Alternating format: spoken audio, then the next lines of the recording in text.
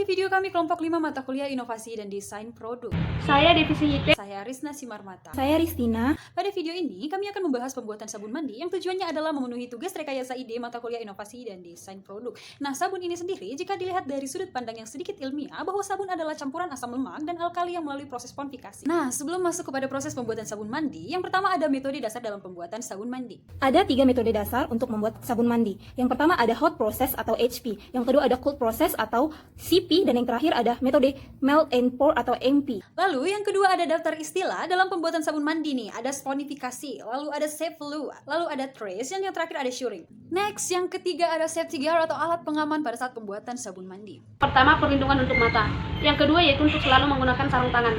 Dan yang ketiga, untuk selalu berpakaian lengan panjang, celana panjang, atau bila perlu menggunakan jas laboratorium untuk menghindari kulit kita dari percikan bahan alkali tersebut. Yang keempat, mari kita perkenalkan alat dalam pembuatan sabun mandi. Ada 5 alat yang digunakan dalam membuat sabun. Yang pertama ada wadah atau panci, yang kedua ada stick blender, yang ketiga ada spatula karet, dan yang keempat ada timbangan, dan yang terakhir ada cetakan. Yang kelima ada nih bahan untuk membuat sabun mandi itu sendiri. Yaitu yang pertama minyak, yang terdiri dari minyak kelapa sawit, dan minyak zaitun.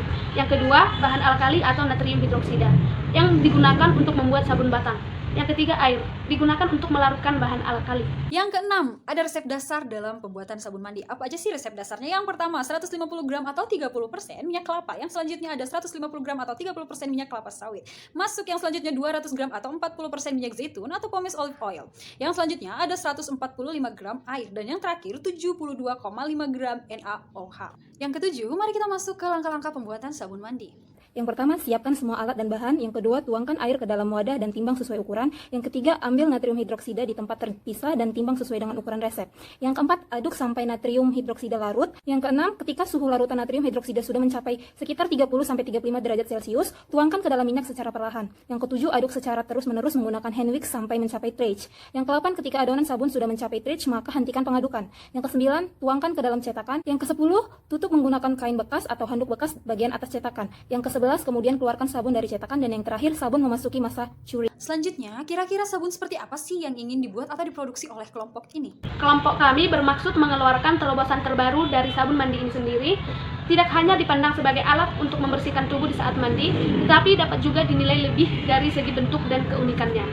Sabun ini akan ditujukan untuk semua kalangan, termasuk dewasa, remaja, anak-anak dari segi umur, strata atas, menengah, hingga bawah dari segi ekonomi. Oke baik, setelah semua pemaparan yang disampaikan sebelumnya, maka dapat diambil kesimpulan bahwa kelompok ini sangat berharap dengan adanya produksi sabun ini nantinya, maka akan dapat memberi manfaat kepada masyarakat, juga dapat menyentuh pasar global. Terima kasih telah menyaksikan video kami, semoga video ini bermanfaat kepada teman-teman sekalian.